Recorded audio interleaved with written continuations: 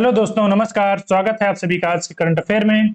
आज का current affair बहुत ही महत्वपूर्ण है, तो चलिए शुरू करते हैं बिना टाइम वेस्ट किए। पहला क्वेश्चन हमारा है, राष्ट्रीय रक्षा विश्वविद्यालय ने डिफेंस इनोवेशन के लिए किस देश के स्टारबस्ट एरोस्पेस के साथ हाथ मिलाया यानी समझौता किया है? तो किसके साथ किया है? ये फ्रांस के साथ किया है। किसके साथ साथियों? ये फ्रांस के साथ किया है। चलिए देख लेते हैं इसके बारे में। तो इसका राइट ऑप्शन क्या होगा? फ्रांस। गांधीनगर स्थित राष्ट्रीय रक्षा विश्वविद्यालय यानी RRU, राष्ट्रीय रक्षा यूनिवर्सिटी और फ्रांस के स्टारबस्ट एरोस्पेस ने एरोस्पेस डिफेंस सेक्टर में इनोवेशन को बढ़ावा देने के लिए एक समझौते ज्ञापन पर हस्ताक्षर किया है। और RRU और स्टारबस्ट भारत में सुरक्षा और एक मजबूत डिफेंस इकोसिस्टम तैयार करने के साथ काम शुरू करेंगे। तैयार करने के लिए इकोसिस्टम एक साथ मिलकर काम करेंगे। और इसकी जो स्थापना हुई थी RRU की, ये 2009 में हुई थी। याद रखना, RR की स्थापना 2009 में हुई थी। नेक्स्ट है, IPL के इतिहास में 200 विकेट लेने वाले पहले गेंदबाज कौन बने? तो बताइए, आजकल IPL का त्योहार चल रहा है, तो इसमें 200 विकेट लेने वाले पहले गेंदबाज कौन बने? तो हमें जहां तक पता होगा, ये जो देखते हैं उन्हें पता होगा, ये युजवेंद्र चहल। युजवेंद्र चहल जो हैं, ये 200 विकेट लेने वाले पहले IPL के गेंदबाज बने हैं। तो राइट ऑप्शन क्या हो जाएगा? राइट ऑप्शन सी हो जाएगा।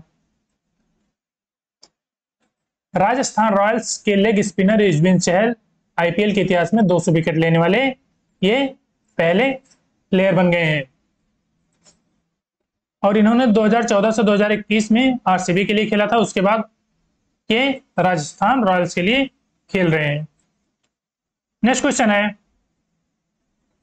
विश्व पुस्तक और कॉपीराइट दिवस प्रतिवर्ष कब मनाया जाता है? तो बताइए, विश्व पुस्तक और कॉपीराइट दिवस प्रत्येक वर्ष कब मनाया जाता है? तो ये मनाया जाता है 23 अप्रैल को। कब? 23 अप्रैल को मनाया जाता है। राइट ऑप्शन क्या होगा? राइट ऑप्शन सी हो जाएगा। चलिए थोड़ा डे को रिवाइज कर लेते हैं, अप्रैल डे को, जितने डे पढ़े हैं। तो इसमें देखिए, हर साल 23 अप्रैल को विश्व पुस्तक दिवस पूरी दुनिया में मनाया जाता है और कॉपीराइट दिवस भी इसके साथ मनाया जाता है। और इस दिवस की शुरुआत 1995 में यूनेस्को द्वारा हुआ था। यूनेस्को ने इस दिवस की शुरुआत की थी 1995 में। और विश्व पुस्तक दिवस 2024, इसकी थीम क्या रखी गई है? Read your way. Read your way, ये इसकी थीम रखी गई है। तो याद रखिएगा आप लोग कि विश्व पुस्तक दिवस का थीम जो है रीड योर वे है। और देखिए, जैसे 1 अप्रैल को क्या मनाया गया था? उत्कल दिवस। और 2 अप्रैल को विश्व ऑटिज्म जागरूकता दिवस। और 3 अप्रैल को हिंदी रंगमंच दिवस मनाया गया है। और 4 अप्रैल को अंतर्राष्ट्रीय खाद्यान्न जागरूकता दिवस।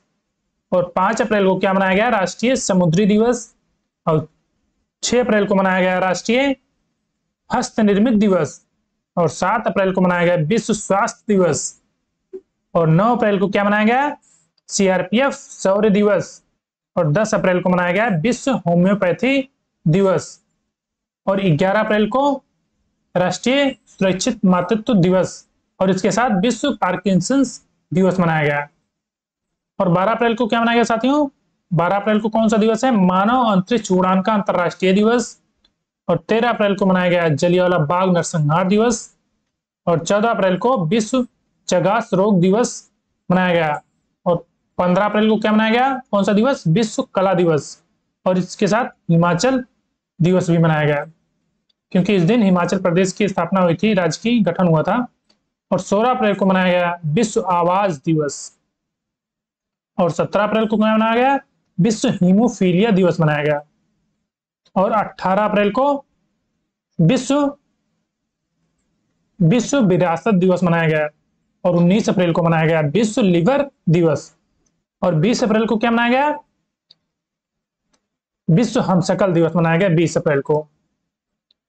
ठीक है, तो ये जब भी डे पड़ेगा हम लोग रिवाइज कर लेंगे कि इस महीने में कितने डे पड़े। इस तरीके से आप लोगों को याद भी रहेगा और अलग से पढ़ने की जरूरत नहीं पड़ेगी। नेक्स्ट क्वेश्चन है, ज्वालामुखी माउंट एरेबस हाल ही में चर्चा में रहा, ये किस महाद्वीप में स्थित है?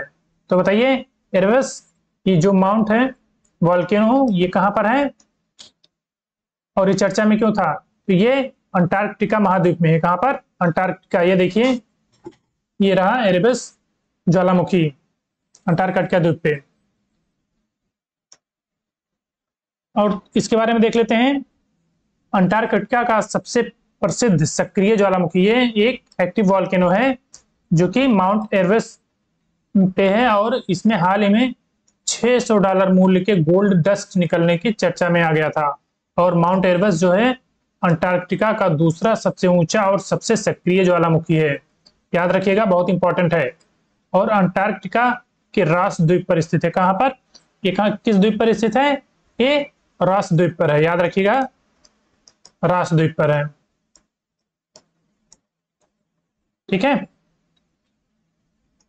चलिए नेक्स्ट क्वेश्चन हमारा है, हाल ही में संघाई ग्रांड प्री का खिताब किसने जीता? तो किसने जीता? मैक्स वर्स्टैप्पन ने जीता। तो राइट ऑप्शन क्या हो जाएगा? राइट ऑप्शन सी हो जाएगा। 3 बार के डिफेंडिंग चैंपियन रेडबुल के मैक्स वर्स्टैप्पन जो है ये संघाई ग्रांड प्री 2024 का टाइटल अपने नाम कर लिया है। इस सीजन ये 5वीं रेस में है, उनकी चौथी खिताब थी, यानी 5 बार इस रेस में पहुंचे और चौथी बार अपना ये खिताब अपने नाम किया।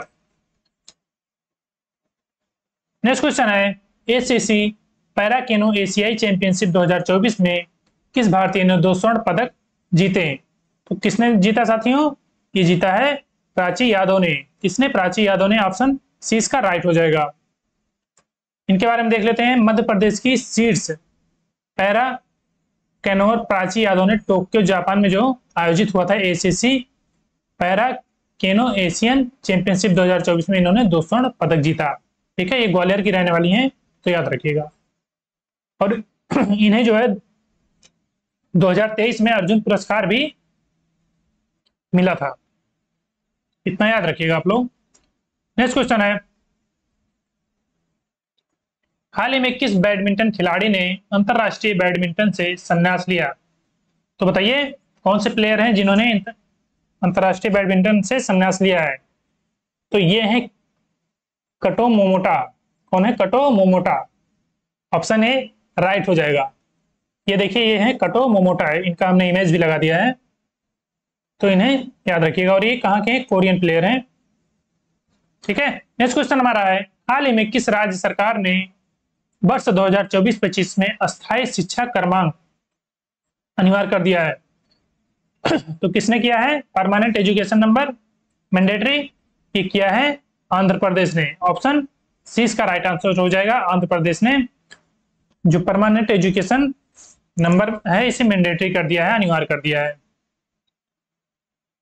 और आंध्र प्रदेश आया तो इसके बारे में थोड़ा बहुत देख लेते हैं। जैसे आंध्र प्रदेश सरकार ने उच्च शिक्षा पाठ्यक्रमों के लिए एडएक्स के साथ साझेदारी की है। और नौसेना अभ्यास मिलन का जो 12वां संस्करण था विशाखापट्टनम में आयोजित किया गया था।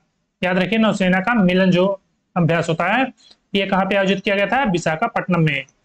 और आंध्र प्रदेश के मुख्यमंत्री ने सामाजिक सुरक्षा पेंशन को बढ़ाकर 3000 कर दिए। कितने? 3000 रुपए कर दिए। और कृषि विपणन सुधारों में आंध्र प्रदेश शीर्ष पर रहा है, ये वेरी वेरी इंपॉर्टेंट है। नेक्स्ट क्वेश्चन है, हाल ही में किसने लिंक इट फॉरगेट इट अभियान लॉन्च किया? तो किसने किया है? लिंक इट फॉरगेट इट अभियान लॉन्च किया है। तो किसने किया साथियों? ये फोन पे ने किया है। किसने? फोन पे ने। इसका राइट ऑप्शन क्या हो जाएगा? राइट ऑप्शन बी हो जाएगा। रुपए ने यूपीआई क्रेडिट कार्ड को बढ़ावा देने के लिए आईपीएल 2024 में जो है लिंक इट फॉरगेट इट अभियान लॉन्च किया है। और जो है ये भारतीय राष्ट्रीय भुगतान निगम यानी national payment council of India के सहयोग के रूप में आईपीएल 2024 के दौरान इसे लॉन्च किया गया है, यानी लिंक करें इसे भूल जाएं अभियान शुरू किया है। नेक्स्ट क्वेश्चन है, हाल ही में किसे एनएसजी प्रमुख नियुक्त किया गया है? तो किसे किया गया है एनएसजी का प्रमुख? ये किया गया है नलिन प्रभात को। किसे किया गया है? नलिन प्रभात को। ऑप्शन बी राइट हो जाएगा। और कुछ नियुक्तियां देख लेते हैं। जैसे सांख्यिकी और कार्यक्रम कार्यान्वयन मंत्रालय के अतिरिक्त सचिव जो है सौरभ गर्ग बनाए गए हैं। और भारत पे ने नलिन नेगी को अपना नया सीईओ नियुक्त किया है। और नेशनल हाउसिंग बैंक का प्रबंध निदेशक संजय शुक्ला को नियुक्त किया गया है। और बंदिता कौल को डाक विभाग का सचिव नियुक्त किया गया है। और क्या है? राष्ट्रीय महिला हॉकी कोच, याद रखिएगा, राष्ट्रीय महिला हॉकी कोच हरिंदर सिंह को नियुक्त किया गया है। ठीक है, नेक्स्ट क्वेश्चन देखते हैं। नेक्स्ट क्वेश्चन है हमारा, हाल ही में अमेरिका ने किस देश की 3 बैलिस्टिक मिसाइल फार्मों पर प्रतिबंध लगाया है? तो किसने लगाया, कहां पर, किस देश के? तो ये चाइना के 3 बैलिस्टिक मिसाइल फार्मों पर प्रतिबंध लगा दिया है। तो ऑप्शन ए इसका राइट हो जाएगा। और देखिए चीन से संबंधित कुछ न्यूज हैं, इन्हें भी देखे चलता हूं। अंटार्कटिका वैज्ञानिक अध्ययन के लिए चीन ने क्विनलिंग स्टेशन का अनावरण किया है। और भारतीय सेना ने चीन की सीमा पर आईडीडी एंड आईएस सिस्टम तैनात किया है। ये भी चर्चा में था। अमेरिका, ऑस्ट्रेलिया और जापान ने दक्षिण चीन सागर में एक संयुक्त अभ्यास किया है। और चीन ने एक नया उपग्रह आइंस्टीन प्रोथ लॉन्च किया है। ठीक है, तो इतना आप लोग देखना। नेक्स्ट क्वेश्चन है, हाल ही में नरपत सिंह को किस देश में रेलवे सलाहकार के रूप में नियुक्त किया गया है? बताइए, नरपत सिंह को किस देश में रेलवे सलाहकार के रूप में नियुक्त किया गया है? तो ये बांग्लादेश हो जाएगा। राइट ऑप्शन सी हो जाएगा, बांग्लादेश में नरपत सिंह को रेलवे सलाहकार के रूप में नियुक्त किया गया है। और बांग्लादेश के है चर्चा में, तो उसके बारे में भी देख लेते हैं।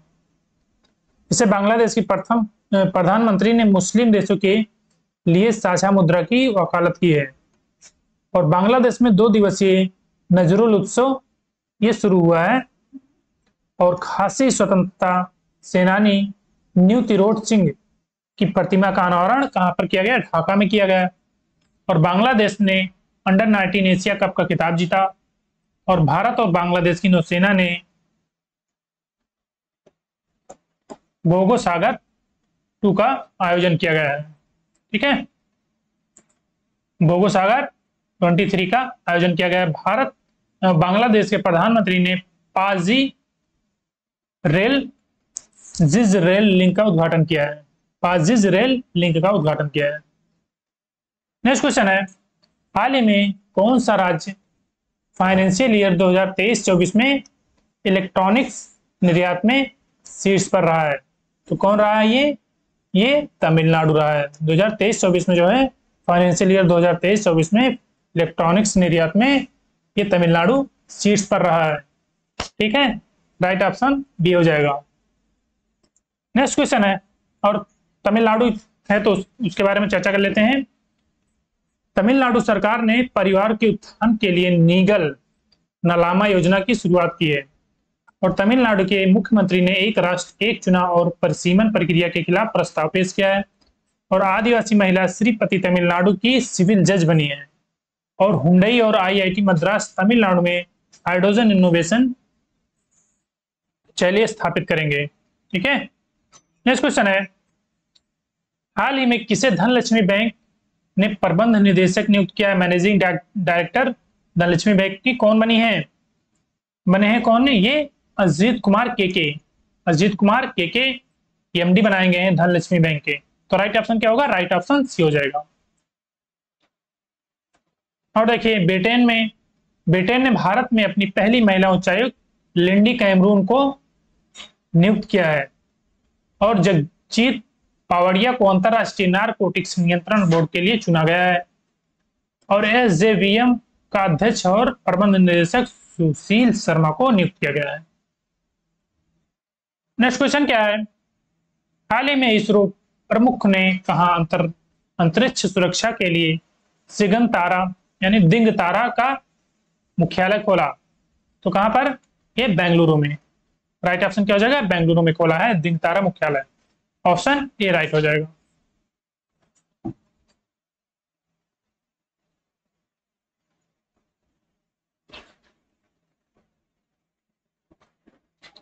नेक्स्ट क्वेश्चन हमारा है, हाल ही में भारत और किस देश ने नई दिल्ली में एक बड़े अनुसंधान केंद्र को संचालित करने के लिए समझौता किया है? तो कहां पर किया है? नई दिल्ली में। ये किया है रसिया ने। किसने? रसिया ने किया। ऑप्शन सी इसका राइट हो जाएगा। नेक्स्ट क्वेश्चन है, और रसिया के बारे में देख लेते हैं, जिसे रूसी अंतरिक्ष यात्री ओलेग कोनोनेंको ने 878 दिन लगभग 2.5 साल से अधिक समय तक अंतरिक्ष में रहने के साथ ही अंतरिक्ष में सबसे अधिक समय बिताने का नया विश्व रिकॉर्ड इन्होंने बनाया है।